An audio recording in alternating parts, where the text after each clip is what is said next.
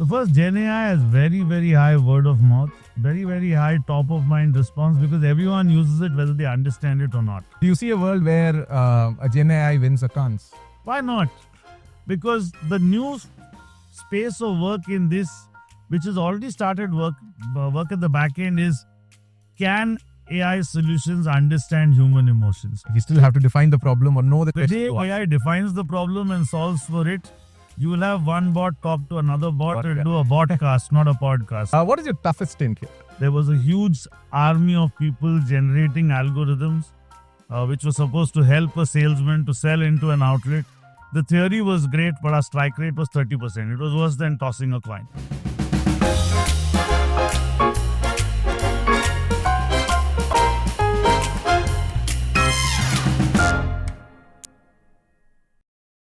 Welcome to HUL After Hours. This is the podcast where we strip away the jargon and corporate speak to get to the real stories behind India's CEO factory. The messy truths and challenges which go behind building great brands, institutions, and leaders often go unsaid. I am Abhinav Ravikumar, your host and an HUL insider who will attempt to unravel these truths for you. Today's guest is Srinandan Sundaram. I don't think anyone in HUL has called you such Tan till now, or Tan as he's popularly known. Tan is a legend in HUL. He has done roles across sales, beauty, F&R, and currently leads home care for HUL. He's a IMC alum, a fraud tam, although he doesn't like me calling him that, and a true blue Punaite. He's known for his sharp wit and no-nonsense attitude, which I'm sure you'll see today in the conversations which come. Thank you, Tan, for joining HUL After Hours, and I'm really looking forward to this conversation. Thanks, it's a pleasure. The first question, why Tan?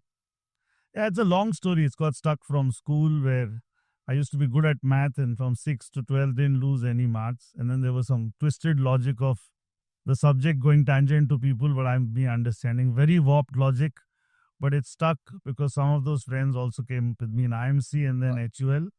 And I'm quite happy with it because a lot of emails don't come to me because people don't know who Tan is and they can't sync Srinandan Sundaram and Tan. Yeah, I never was able to figure out why Srinandan Sundaram and Tan. I thought maybe San or something like that because you have some S's in your name. But yeah, this is something which I didn't expect. So can I expect some tangential answers from you today? Depends on the tangential questions. Okay, fine. Great. So let's start off. Why HUL, Tan? What drew you to HUL and what made you, more importantly, stay here? Well, this is about 26 years back. Like with most of Gen Z today, at that point, I knew what I was doing I didn't want to do, which was engineering. And then it came out to saying during the process of work experience, trying to figure out where is a good match of good balance between applying your mind, applying concepts across multiple subjects and a company of repute. Frankly, at that time, there was the world of consults and then there was HUL, and I was very keen that I get hands dirty in business. It also helped that the CGPA never reached the consult stage. So a combination of what you can do and what was available, HUL seemed a great choice. The summers at HUL convinced me that this is a great place to learn and a great set of people with whom you can be friends for life. And then that was it, summers and then PPO, and from there, so far, not on a day dull. Wow, that's great. So your CGPA actually helped HUL finally. CGPA helped HUL to clear the cutoff of HUL, not high enough to Not get high into enough to get consult. into consults. Okay, that's fine. What is your toughest stint here, if I have to ask you? I think the toughest stint functionally having to reform from where it was to where it would have been the customer development head of sales Wow. Okay. stint, because it had a combination of what we stood for years was challenged. Our credibility was at stake for a variety of reasons. And it was that point where we needed to pivot from what we were to what we should be. Essentially, it was also personally challenging for the personality I am. I don't like crowds. I don't like standing in front of a large audience. I don't believe in a lot of belief systems. I like to believe facts. And all three of them got challenged. It was a running joke at home saying a guy who can't deal with 5 people now has to lead 5,000. But I think it was a perfect platform for HUL CD to perform and transform. And I think at the heart of it was we had too many belief systems, and the engineer in me couldn't reconcile with the fact that this is the only function where nothing is permanent. There is no heart around which you design. If you looking at a motorbike, there is an engine which is fixed and then you play with features. In case of sales system, the basics of delivering quality service of a fixed beat didn't exist. The stories in the sales system were all about massive highs on a particular day, but no discussion about the lows the next day. There were a lot of beliefs on when the salesman went into the market. There was a belief around how that relationship would translate into better assortment. So one would hear the belief, one would see the data, and the two wouldn't sync. And to me, the place where it really came to roost was I was coming back to sales after about 10 years, and I felt nothing had changed. And therefore, started the journey of really trying to build certain fixed parts. And that's when, as a team, we coined demand capture, demand fulfill, demand generate, educating people that each one of them is an ecosystem and the ecosystem must talk to each other. Training people on understanding signals and taking, actions on it. And most importantly, what I loved was bringing maths back to the business. And I think an interesting thing that I saw was there was a huge army of people generating algorithms, which was supposed to help a salesman to sell into an outlet. The theory was great, but our strike rate was 30%. It was worse than tossing a coin. And therefore came the first realization that not many are very skilled at math. Understood. And that the function can actually be at the cutting edge of math and stacks. And to me, applying the whole journey of using Bayesian probability, then moving to deep neural networks and making sure all of this in the service of maximizing the time that a salesman spent in the store. So that journey from a 30% strike rate to a 90% strike rate was not done on relationship. It was done purely on math, and that was a huge kick in that job. Yeah, because it's. I'm glad that you said that, because when I speak to most of the youngsters today, including people who've joined HUL, and when they ask me about sales, they say that, oh, I'm not an extroverted person. I'm not. I don't have the charisma. Like you said, I can't do public speaking. I don't have the passion, etc. So I don't think I'm cut out for sales. I'm saying I think that's it's a misnomer, and hence how do you if I have to say very simply, how do you describe a sales organization or what ASM should do? The first proof of it being a misnomer is I'm probably one of the few guys who survived being a sales head and thrived spending 5 years at it. So therefore it works. The second is, as a personality type, a lot is overweighted on how you look, how you feel. But there is enough data signals today that can make us more productive. And I think a pivot that I found useful was the sales system was always recognized for its form. The real value a sales system can bring in is its substance. And therefore, if you're good in maths, if you're able to draw intelligent correlations, you will enjoy applying the maths to work, and you will see live evidence of whether it's working or not. So the idea, the design, and the deploy and the results are a very fast closed loop for allowing you to win. And there is a great opportunity to stand out because bulk of the stereotype still exists across the companies. If you're slightly different and if you're mathematically very able and you're able to apply, your ability to stand out is far easier in sales, because most people think sales is a revenue function. But the truth is only a P&L and a balance sheet. Sales is a cost center. And in a cost center, you got to be able to justify every rupee that you invest. There has to be a return on investment, like return on marketing spend. And I think once you pivot to that's the role of the function, it's also a humbling experience for you to know that I can create the best lanes where many launches can come. Fast moving products will reach seamlessly. After that, ensuring better availability, good visibility, the right assortment, the products and its stories that advertising does will take you through. It's humbling because you don't stretch beyond your capability. At the same time, you learn to trust a good marketing campaign, judge a good marketing campaign, and build a multiplier. I think that's also a very interesting thing. I think that's something that HUL believes in, saying that the power of brands to, sort of ensure that the pull is there in the market. And the way you coined sales as almost saying the cheapest cost of ensuring that we fulfill demand, right? And I think you have said that many times in different forums, and I think that encapsulates the function really well. So thank you for that. So does this mean that a person who wants to become a data scientist or loves analytics, etc., can get into the HUL sales system? Absolutely. In fact, the better you are at it, the more challenging assignments we have. There is a center of excellence. Not many companies have housed it with this strong level of resources and also the quality of talent. And I think the beauty of algorithms, as most of you would know, is it gives you great joy for 3 years.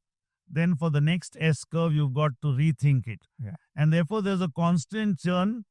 COVID in itself was a big disruption where the history of sales of an outlet have been significantly eroded. It's very different patterns.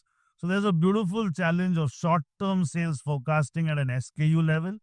And the second is the algo that got you here is going to live for another 18, 24 months and you need the next S curve. So if you are analytical and you're very comfortable putting yourself out there, put out your logic, see the results and course correct. It's a fabulous job to be in. So I'm going to actually then flip the question. Does that mean that charisma and passion has nothing to do with sales? Look, there will be all kinds. You can, and I think it's in the live stage. So when I was in sales, we needed to be more science. We needed to be more data. But if you do it endlessly, it can become very boring. Yeah. And therefore, there is role for both. Yeah. There is role for charisma because not everything can be mathematically modeled. And when you have hairy, audacious ambition, you need a person to charge everybody up to get it going, which is about raising the ceiling. So depending on which stage, which area is, where the function is, you need to bicycle a heavy bent of math, which is high tech, followed by very high touch. But so logic and magic. It needs to come together. Yes. Okay. So you keep pushing the floor or raising the floor with the data analytics, etc., and keep challenging the ceiling with magic or whatever you go. Okay, that's very nicely put. Okay, actually, I was actually wondering about something which we did very recently when we had to drop prices on most of our products due to GST. We also had to plan demand accordingly, right? Because the worst thing that can happen if we drop prices and the products go stocked out of market. And do you think these elastic models, etc., helped there, or how did it? Oh, they are very good, and the quality of output is getting better as the tech around it is getting better. GST has just happened, so how it will pan out, we will know in 4-5 months. But I'll give you an example of something that was completely derived from by using the maths and a model, and then it is proving to be. So HUL's largest brand is Surf Excel, and it's had a great journey with an S-curve of recruiting people. It's an aspirational premium brand, but people use it as a top-up wash. They use it for special clothes. The next S-curve has to be that this brand is able to get people into main washing, which means your entire wash load is washed with Surf Excel. And in this category, we used a Bionomics tool, which is actually developed by Unilever in Europe. We adapted it for India and just put scenarios of at what price value equation will we see more consumers moving to main wash. Wow. Okay. And the output of that was a 750 grams 99. Nice. Now, when you look at that output, it made intuitive sense, but the intuition didn't give out the output. The output was then rationalized, so it makes a lot of sense because the powders we upgrade from, typically a household spends about $110 on it. 99 is the sweet spot. The blown powder that we are means you use half the quantity per wash than anyone else. So it was a mathematical model that gave out the output and was our best performing incremental turnover this year. It wasn't a new launch, it wasn't an innovation, but it was an SKU that disrupted the math of an established category for years. And you would always argue saying the road in this category is a $10, half kilo and 1 kilo. And you would have a lot of doubt on what is a 750 grams. It's going to source from half kilo and 1 kilo and you're going to get nothing incremental. The reality is it is upgrading from mass and it is neither touching the half kilo nor 1 kilo. Wow, So that's great. That's great. So it's almost like an insight from data, which in hindsight was right. So intuitive and looks so simple. That's awesome. So in that, on that note only, actually, there's a lot of obituaries being written on saying that HUL's moat was a distribution system. Now with e-commerce, and I did e-commerce before and been part of these conversations on saying that HUL is no longer the big daddy, if I have to say, in distribution and stuff, because anyone and everyone can do it. Is it true, first? And second, even if it is not fully true, I assume it will be, we're moving towards that direction. How do we battle it? So first, let's go by the numbers of it. Yeah. The reality is we have data to say when you directly serve the outlet, you get 50% higher sale than indirect. Then comes who can service directly stores most viably. It's only the one with scale. And if you have the scale and you can work a cost to serve model where it's a virtuous loop of adding more stores, which gives you more incremental turnover, reduces your dependence on few big stores, and allows you to spend more money towards consumer and less to trade. That flywheel is infallible. It is true there are channels that are exploding, but it's also true that even for the next 3-4 years, general trade will be the largest composition for the portfolio we serve. So it's large, we have scale, we have lowest cost to serve, we reach stores directly more viably, and that moat hasn't got disrupted. What has got disrupted, however, is for many years, there was only one window for a store to order, which was the company personnel. Now, with the advent of cash and carry, with a whole host of apps, there is a tendency for a store to now search for what he or she needs across the different apps. Understood. A lot of times, this searching is to make sure that the right SKU that can sell out from the store is available at the time he or she wants it. And therefore, we had a survey called an EQ survey, which told us what trade expects from us. And it was around the backdrop that there were many B2B players seriously pushing one vector, which is lower price. But when you saw the survey, the output was, I need reliability. From a store and a B2B perspective, they didn't need stuff in 10 minutes. What they needed was, if you tell me you're going to come in Monday, can I be sure Monday 10 o'clock the stock would come? And therefore, we looked at it and said, you don't need to fundamentally improve service by burning money. You can be profitable and improve service.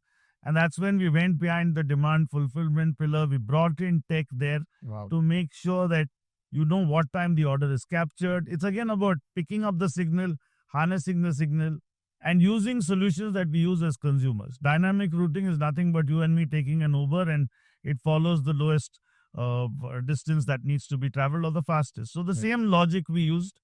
And at a time when all the big PE-funded players or international players came with price, we went with service.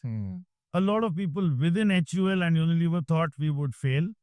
Because you mistake one fundamental insight that the store does not want all eggs in one basket.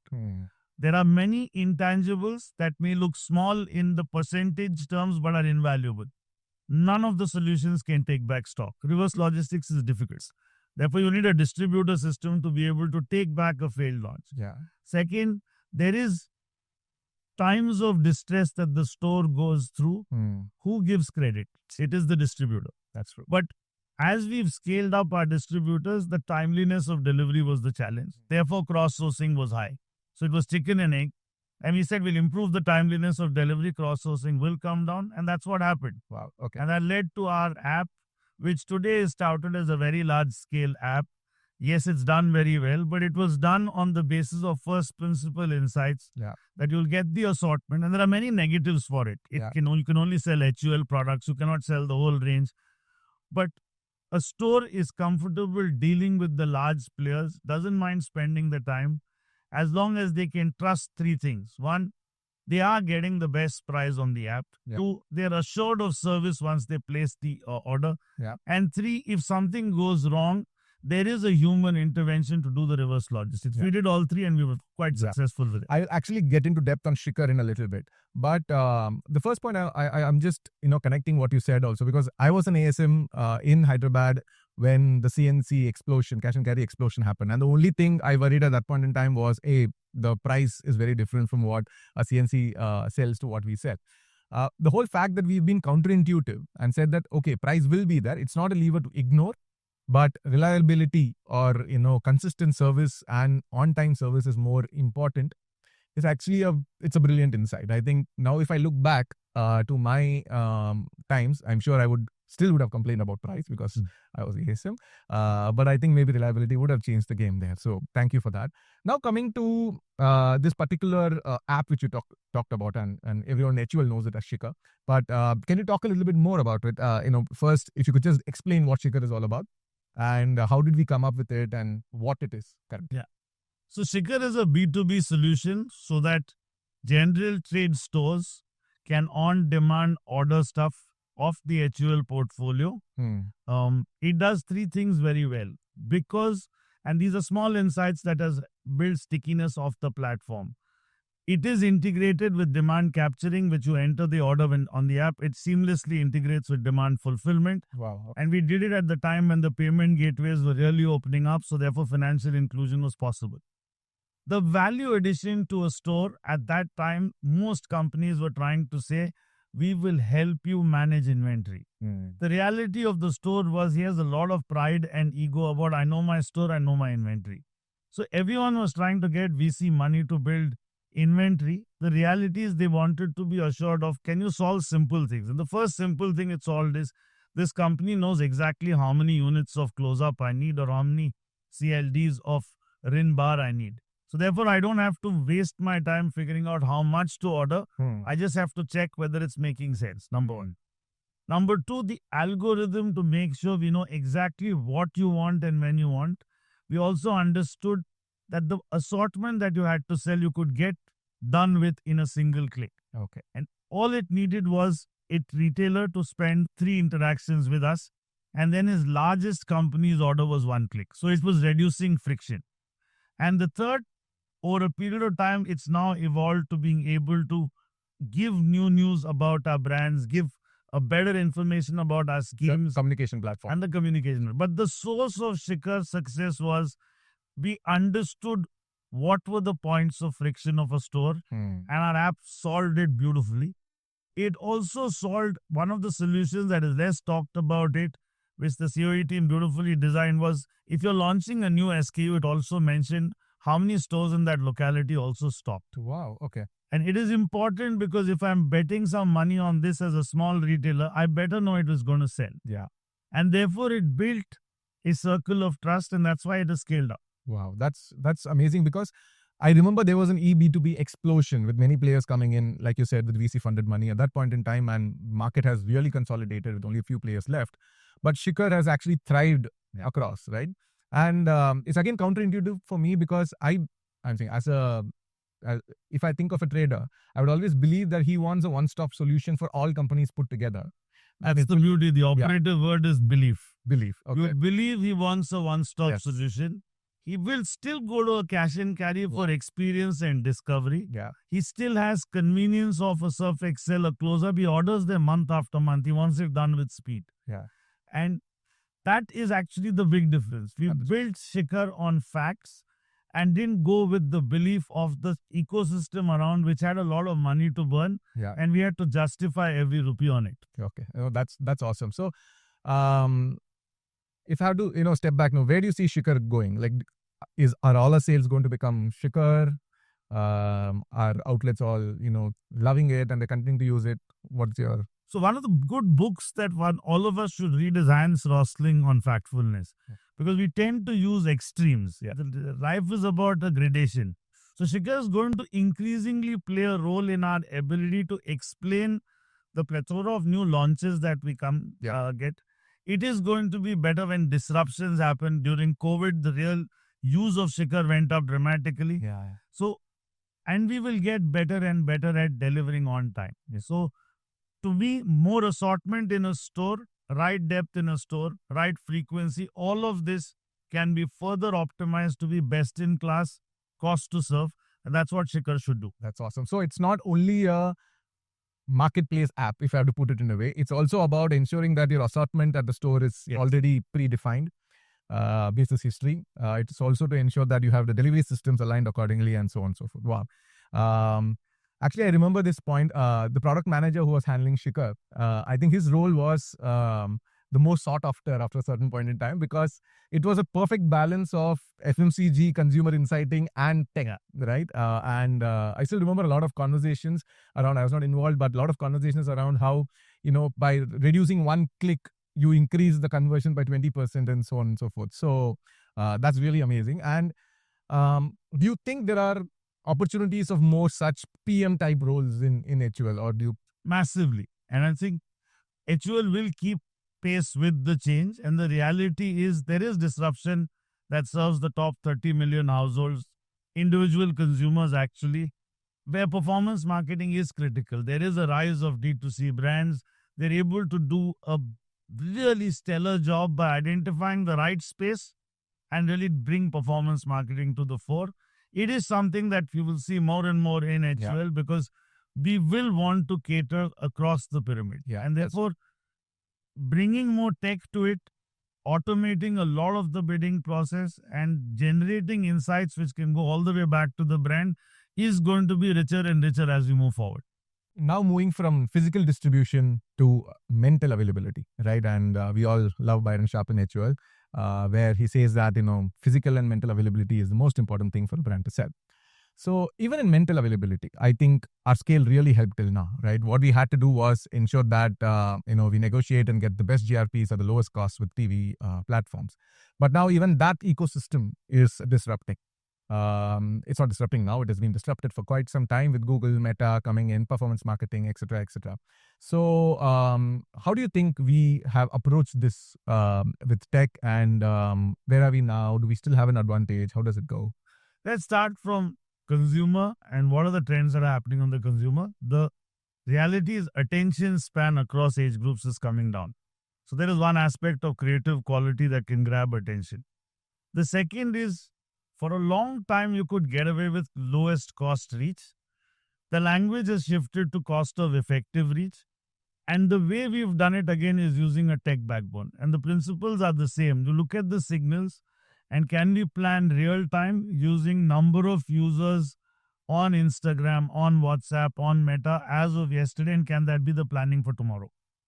And the platform that can allow us to make the choices towards where the eyeballs are shifting, we've in-housed. And therefore, that's called Sangam for us, which is an in-house media planning platform, which ensures that eyeballs that a brand desires, element of quality is taken into consideration and the channel mix is coming through from there. From here, there is also the brands that are catering to the top 60 million where consumers' attention span to multiple mediums exist. So even the eyeball on a medium is very less. And we are building an ecosystem of influencers. Again, not high touch, but we're building a high tech backbone.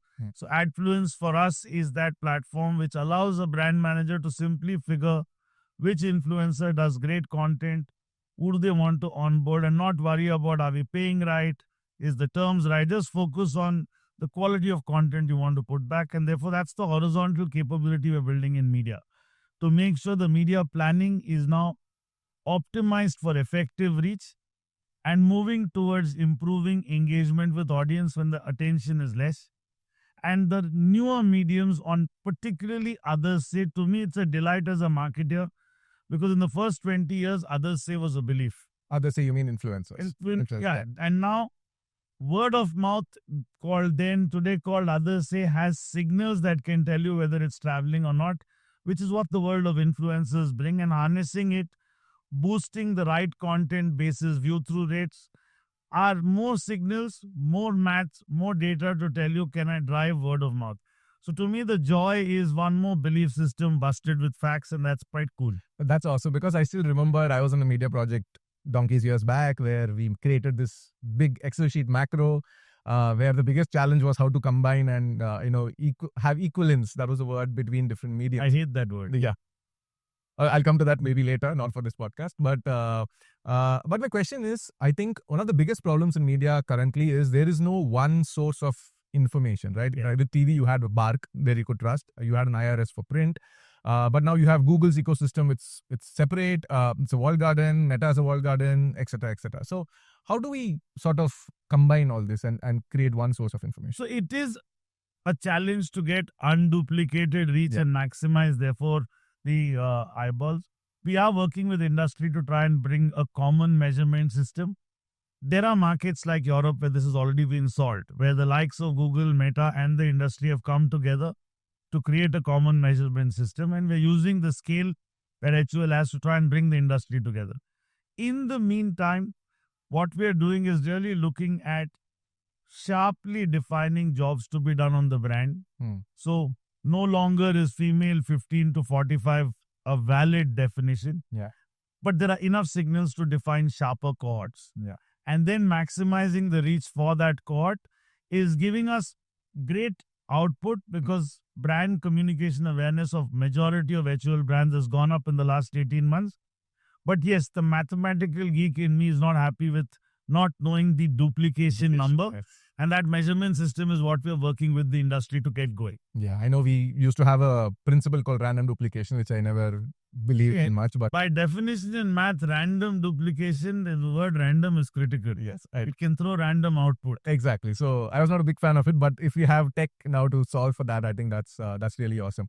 On that topic, actually, there's um, uh, another angle on media which is happening where we're saying that because of Google and Meta and also the ads which are going on OTTs like Geo during IPL and stuff, the frequency of an ad being exposed to a particular consumer is gone through the roof, right? And it doesn't really work after a few exposures. So are we taking that also into account when we do? So, two things. A, it's factually true that when you draw the reach curve, the first 10% end up seeing much more than a 6 frequency when the average is 6. So it is quite irritating. And therefore, brands that are really going into high impact mediums will have to deliver multiple creatives. And I think at HUL, we are blessed to have already gone down the path of content that converts. Yeah. There is an approach on social first by design, and this is allowing us to get multiple creatives around the same idea. Yeah. We will see that approach come through. So if a brand is going to sign on IPL and remain through summer, gone are the days where you can keep banging one ad. It's just going to be a waste of money. Yeah. But you could have different slices of the communication onion to say, I will show different aspects of the brand with one consistent message. That is a journey that's now going to be the next that we will travel. Yeah, that's a lot of holy grails question. Because we used to be in a world where there's one ad which we ran for 2 years. And hence, look forward to see that. For everyone else in the audience, actually, media is a segment which is awesome for math geeks. I love my maths, and media is one place which I really found very useful and productive for my interests. Anyway, so coming to the next step, next question, Dan. We've always talked about things which we did well, things which worked really well for us. I'm sure that there has been a graveyard of things which have not worked well for us too. So, can you talk about something which you have tried not work, but we've got a lot of learnings from it? Yeah, there are lots of things that haven't worked, but let me take a tech example. When we were doing the B2B app, we said, why not go forward and do B2B2C? And the idea, the first principle was, if I can get stores with a device that can completely capture everything that the store is selling, we would be able to know real time what our offtakes are in stores that really matter to us. And therefore, while there is an external measure like Nielsen, which will take it for the universe, you could do a weighted version of it on your high contributing stores. So the first principle was sound. The stores that we identified were stores that sell a large amount of inventory, so they couldn't remember they needed a tech solution. We invested in tech. We invested in it over 5 years, probably spent over 100 crores over those 5 years trying to perfect it, getting it to scale. And the reality is that that's when a real love for brands come, because changing behavior, we underestimate how much time it's going to take. And therefore, the simple thing that fell off is when we went to stores, they really loved the solution. It was a non-friction solution. They just had to bill on it like any other place. But the tendency to give somebody on a parchi, new people coming and running the store, therefore forgetting, there was too much noise in the data. And therefore, the patterns it generated were not reflective of reality. Okay. And therefore, After 5 years of trying different adaptations, I think a good 3 years went in making it as frictionless as possible. The next 2 years went in optimizing costs. The final proof of pudding was that we were not able to use that data to activate at scale and shift the outcome metric. So we shut it overnight. Okay. But it did give us an incredible learning on which spaces there might be many people coming in with solutions, what to check for. Understood. And even today, B2B2C hasn't quite built. So you can say that project lost 100 crores, or you can look at it as saying, in 100 crores, we learned not to burn another 1,000 crores, which is what would have happened if we never experimented, but just spent with every platform. Yeah. Actually, this reminds me of something which, I was instrumental in shutting down, which was the D2C business of HUL directly, right? There are certain brands of ours, obviously, for which D2C matters. But we started this U-shop where they could buy any product of HUL and we would deliver it into their homes. I think we are not designed to be a D2C company, right? I think the costs don't work for us. Our value density or the MRP of our products are not high enough to sustain it.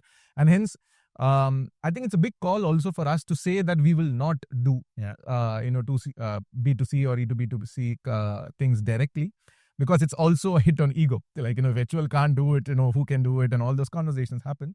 But what was, if I had to push you on this, what was that moment where you said, now done, I'm not spending 1 rupee more than 100 crores? See, the moment was the math. There was a business case, and we said in this business case, if costs come down to this level, then we've got to be able to extrapolate this data and be able to save money on promotion, and the whole thing should pay for itself, if not in 18 months, in 36 months.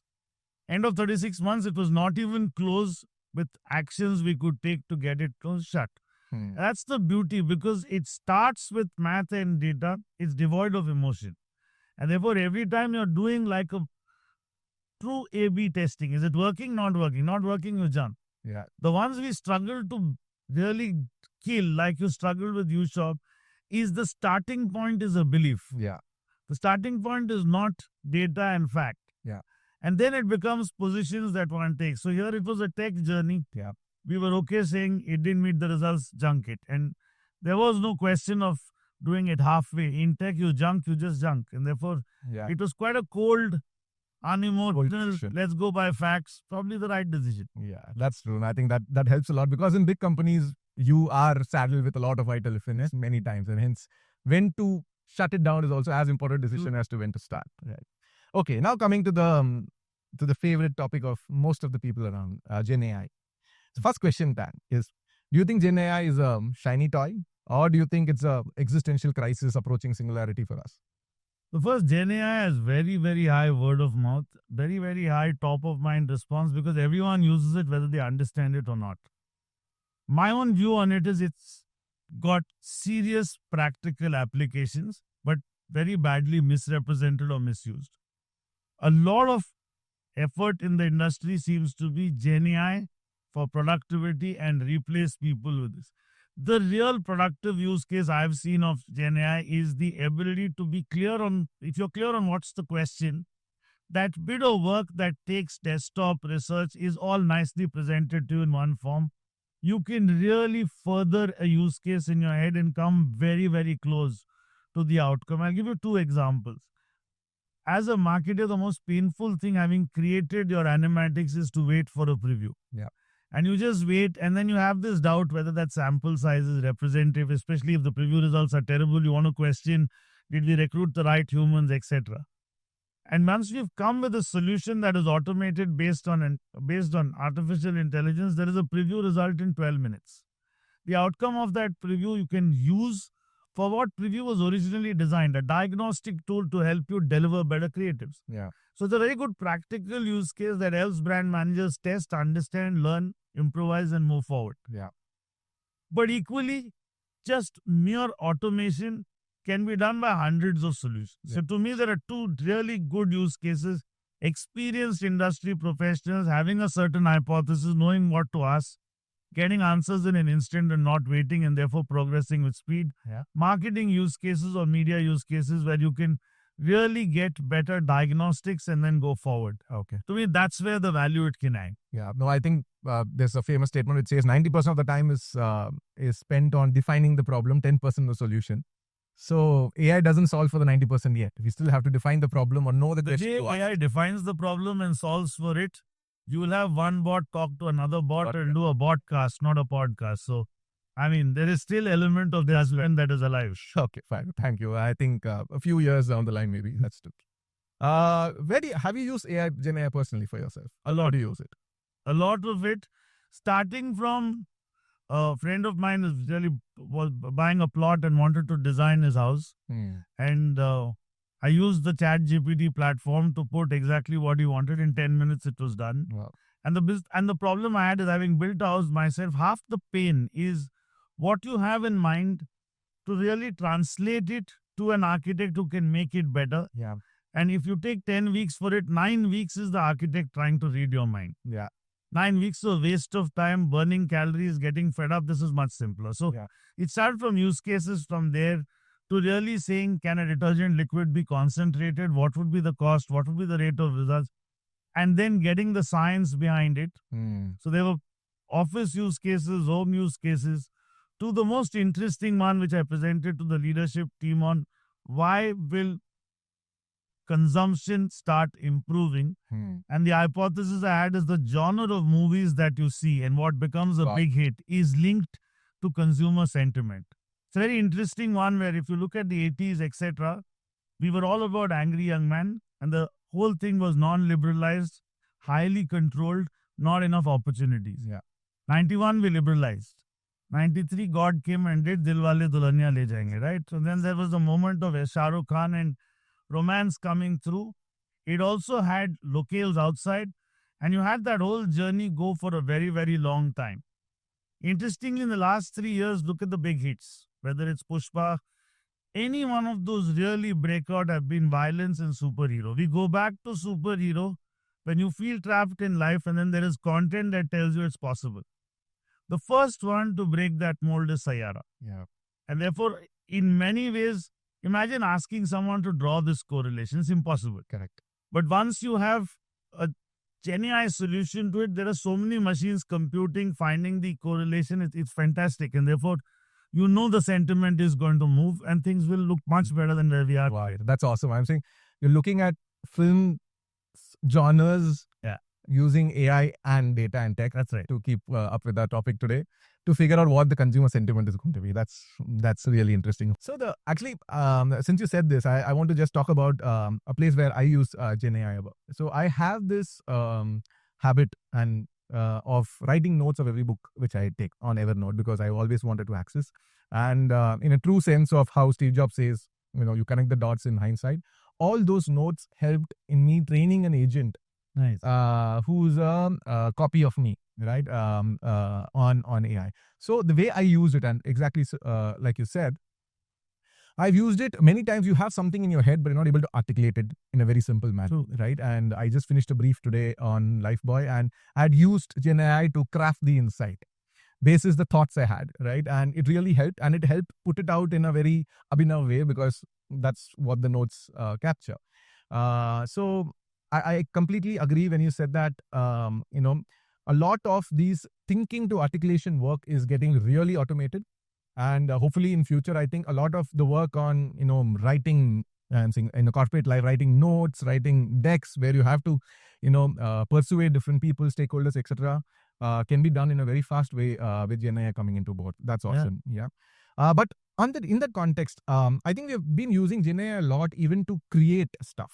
Yeah. Right. I think there's something which is a buzzword internally on Pencil Pro. Yeah. And how we churn out maximum number of creatives with this. So can you just give me a little bit? I think that's a very good use case for content that converts, and where you want to avoid this problem of the same creative being exposed. You want to give different layers depending on what consumers are buying on an online platform. I think from start to finish, I find that a great use case where when you are shooting or breaking down your key visual into elements, the system is then able to build a rule set which then disaggregates each of those visuals into a multiplicity of creatives. Yeah. And then the creative is served depending on a certain signal that you give. If you've bought a variant and you're looking to upsize, you can get the right creative. So to me, Pencil Pro or Sketch are two such solutions that bring a bouquet of AI solutions in one place for you to solve a brand manager's problem that one creative is not enough. Thousand is what is needed, and the own bandwidth to do beyond 2030 doesn't come through. So as long as the main messages are clear, to have a solution that can disaggregate and put it back together Wow. is a very compelling use case at low cost. But the brief should still come from a human. The brief has to come from a human with a lot of insight on how people behave. Okay. But do you see a world where a GenAI wins a Cannes? Why not? Because the new space of work in this, which has already started work at the back end, is can AI solutions understand human emotions? For the billions of dollars going in making it a true human twin, we will see it, and this would be the right Cannes or event like this will be the tipping point where the lines will get blurred. Yeah. It might, but remember, it is still going to mimic a few people who are experts in the field. Yeah. I think the area of judgment in a situation, scenarios can come, human beings will still decide. So whether it is art, whether it's judgment, I think we'll still survive. But can it win a Cannes? It should. Yeah. So going by what you said, I can create a Tan clone, a Priya clone, all the MC members clone, and then just run certain things through them before we. Yes, the good part is when they get really mad. The bad part is you apply that, then the macro environment in which Priya took decisions could be different from Tan, and if you mix the two, you will drop price when you should increase, and the system will execute it end to end. Yeah. And maybe you just lose 1,000 crores because you clicked the wrong button.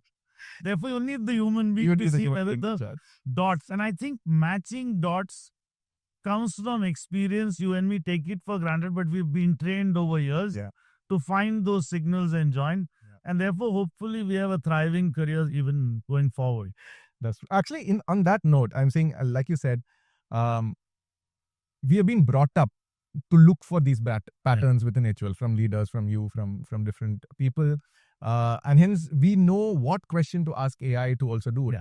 But there are a lot of youngsters coming in right now who have been brought up with AI, right? Do you think it's a challenge that they will not be trained to look at patterns, or how do we do that? I think there are two parts. The younger generation is better than us because they are users of the mediums that are exploding, so they know those mediums intimately. I think the way we train Gen Z has to be different. We have to start from, they know the medium as a consumer. Now you got to teach them hacks. The way we learned how to make a good film, what are principles of a good outdoor. We have to rewrite the rules basis our experience to say they'll know the medium. We know what works. How do you bring it together to make a great campaign which can deliver the message in 3 seconds? How do you make 10,000 creatives? What should the creatives have, not have, so that the distinct brand identity is there? The principles we can teach, they can teach us back how the medium can solve. So I think that fusion can be quite potent. Yeah, that's interesting. On that note, what will be your advice to them right now? My advice to Gen Z is that try and get clarity on what you want. Having 2 kids, the period when they were unclear was painful. But the one thing about Gen Z that I find incredibly superior to our time is whatever we were kicked around to do, we did. But if Gen Z gets clear on what they want to do, the amount of effort, drive, and ability to assimilate knowledge is infinitely better than us. So if you can make up your mind early, it's difficult. There are lots of people who don't know even after working. But if you can make up your mind, you will ace it in this world where there's a lot of confusion and lack of clarity. Understood. And they always say the world of AI, the only skill set you need to have is to ask the right questions. Is that true? Or the only skill set, but it's an underrated skill. You're not trained for it. None of our formal education, you are trained to ask the right questions. A lot of us are trained to parrot the right answer. So yes, if you can ask the right questions, that's 80% of the job done. But you don't end up asking the right questions. It's a difficult skill. If you can master the skill, you're going to nail it. We're just going to ask you a few questions, right? And answer with the first thing which comes to your head, right? Would you trust an AI to mentor you? Yes. If your job had an AI clone, what would it be terrible at? If my job had, it would be terrible at responding with speed. I don't think any machine can beat me on speed. That's true. That's true. Tan responds to emails, within seconds. Yeah. What's something only a human marketer can still do better than AI? What will work tomorrow is not so defined. So, if you were to take that movie example I gave, if a lot of blockbusters are coming from a kind of movie, the chances are the pattern is going to throw off, get another superhero movie. And therefore, you will do more of the same, more of the same. The next S curve requires conviction. It's not going to come from trend in this case, and it's going to join different dots to come up with that content. Yeah. That part will still require human conviction. That's number one. Number two, we think machines will solve everything. The more we depend on machines, the more we will value human interaction. Yeah. So when it is about speaking to an ad agency, when it is about speaking to customers, we will need the human interaction, because that is going to get even more valued and will swing much faster than the past, simply because so much is being taken away by machines. So the value of human interaction coming from someone who doesn't like too much human interaction is going to be very high. And I think what you said is right. AI can connect the dots, but what dots to connect is still a human's job. Okay, a personal question. What is the most embarrassing thing you've asked ChatGPT? The most embarrassing thing? Write a concept on comfort. I was just fed up with the time that it was taking, and the output was better than what I had seen. So wow, okay, that says something. What is one AI tool you can't live without? ChatGPT-4, the paid version. It's much better. And Gemini for deep research. Wow. They really work. Okay. For me, it's ChatGPT and Gemini for pictures. So I've not done deep research with Gemini yet. I should try it out. If you could automate one part of your job, what would that be? Attending meetings. Because Copilot can give me the output. Yeah. I can then crunch it into 4 lines. Yeah. And therefore, why go through the pain of human emotions when I can just read that these are the 4 things to be done? And you can use pencil to create your twin who can attend the meeting. That's good. That's the trick. That's the trick. I'm not going to tell you which meeting, but yeah. What's one piece of tech you wish HUL would invest in? I think we are very good with individual process. So supply chain, the digital twin to optimize in the factory is very good. We're very good with a B2B app. So individual functions, depth of expertise is good. The ability to stitch up all the interfaces seamlessly is something we can be very good at. And my favorite analogy is we're damn good like Android. Yeah. But the usership and seamless joy of using is only in the Apple. So our transition from an Android, which can process faster, to user-friendly Apple ecosystem is what we're missing. Yeah. So that's the brief to all the AI agencies who want to pitch to HUL. This is what we need. Okay. Super. Thank you, Tan. Thank you so much for this. It was wonderful having you. Thank you. Thank you.